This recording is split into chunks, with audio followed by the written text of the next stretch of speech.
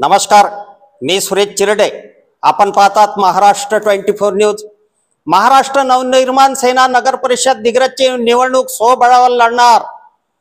2 डिसेंबर रोजी होणाऱ्या निवडणुकीकरिता महाराष्ट्र नवनिर्माण सेना दिग्रस नगर परिषदेची निवडणूक स्वबळावर लढणार आहे.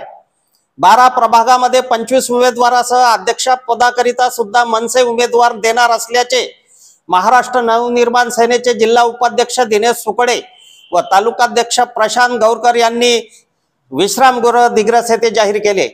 एकीकडे मुंबई महानगरपालिकेची निवडणूक शिवसेना उद्धव बाळासाहेब ठाकरे पक्ष व महाराष्ट्र नवनिर्माण सेना युतीत लढणार आहे. परंतु दिग्रसच्या महाराष्ट्र नवनिर्माण सेना पदाधिकाऱ्यांनी स्वबळाचा नारा दिल्याने दिग्रस नगर परिषद निवडणुकीत किमान पंचरंगी सामने होण्याची शक्यता आहे. आमच्या पुढील बातम्याचे अपडेट पाहण्याकरिता आत्ताच आमच्या चॅनलला सबस्क्राइब करा व बेल आयकॉनवरती क्लिक करा. धन्यवाद.